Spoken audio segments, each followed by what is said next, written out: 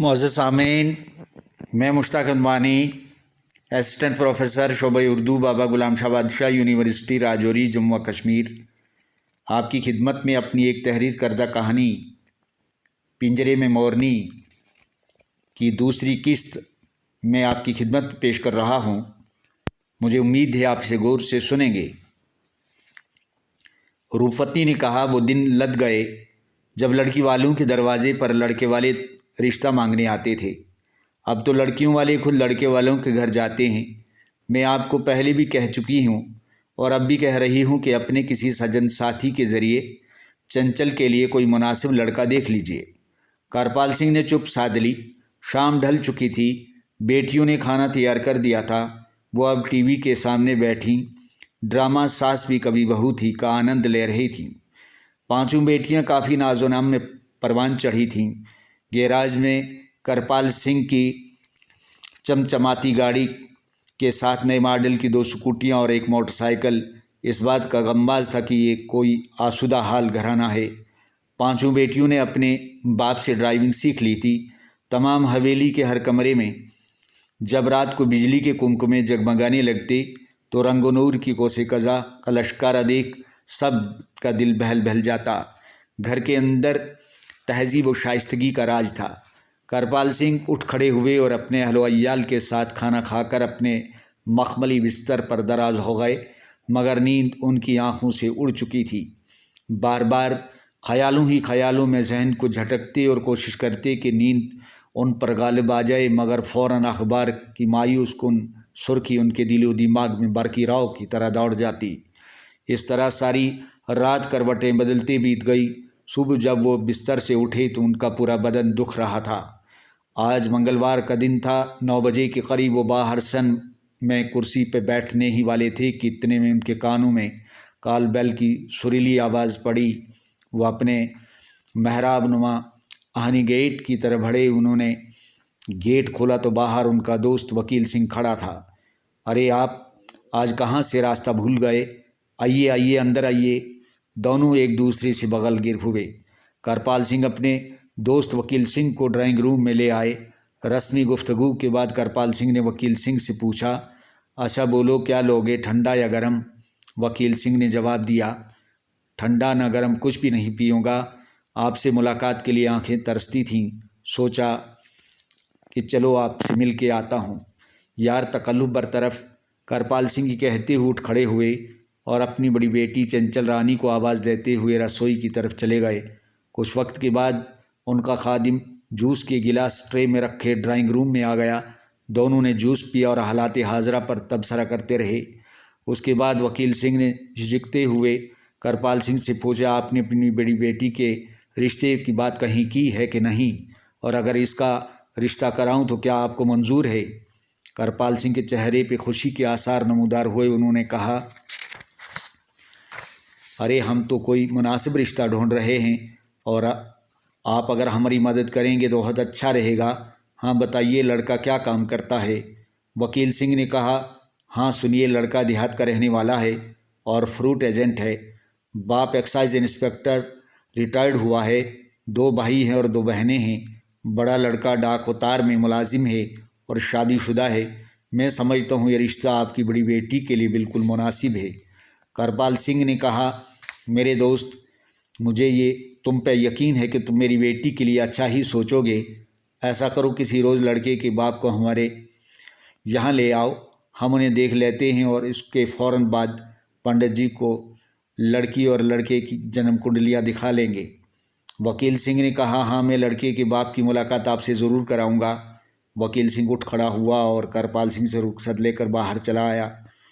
करपाल सिंह ने उसे जाते हुए कह दिया, यार ख्याल रखना, ये बोझ सर से जितना जल्दी उतर जाए तो अच्छा। वकील सिंह ने इत्मीनान दिलाते हुए कहा, आप फिक्र न करें, 2 दिन के बाद हम आपके दौलत कदे पर हाजिर हो जाएंगे। तीसरे दिन करपाल सिंह दोपहर का खाना खाने के बाद लान में फूलों को पानी दे रहे थे कि इसी दौरान कालबेल की सुरीली आवाज़ उनके कानों में गूंज उठी।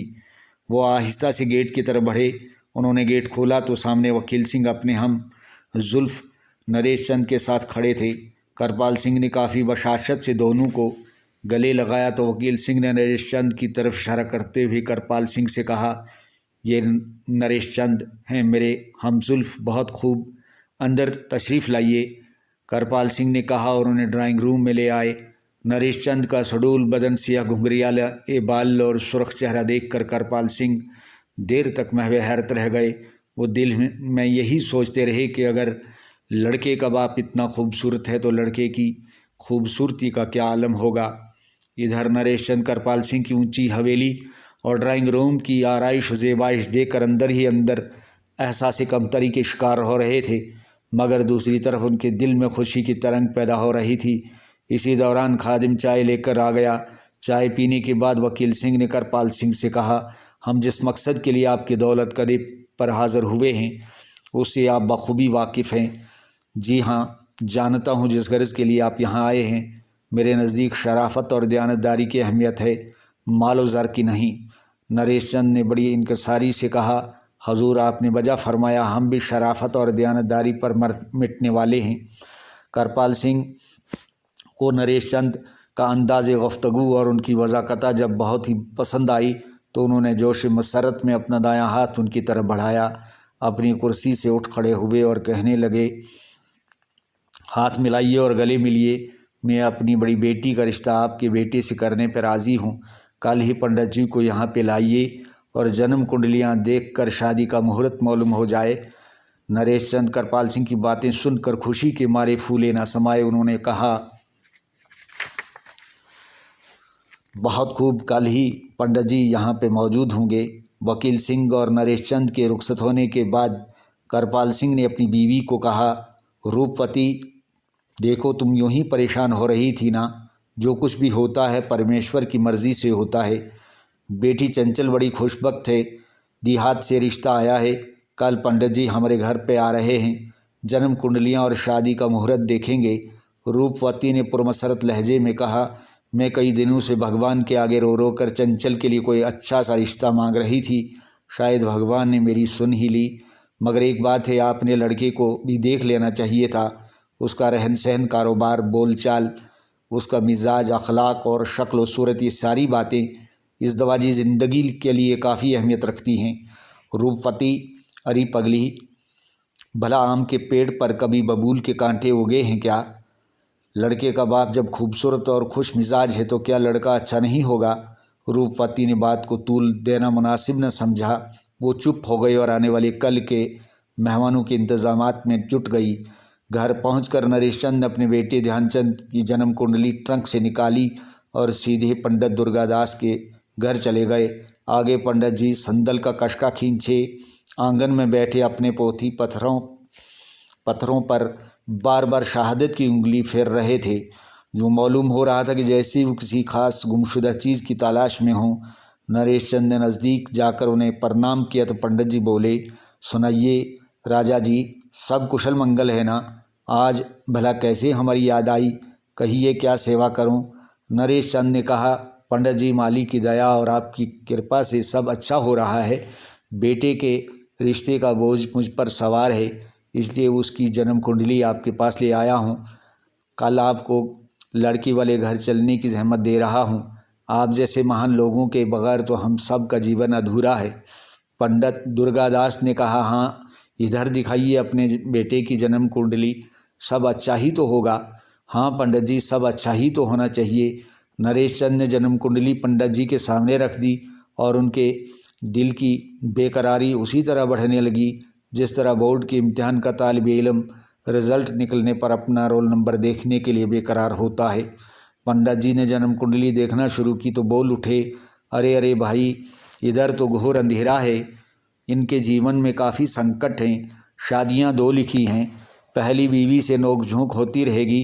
कारोबार में सफलता तो होगी मगर काफ़ी पापड़ बेलने पड़ेंगे। आयु भी कोई ज़्यादा नहीं है।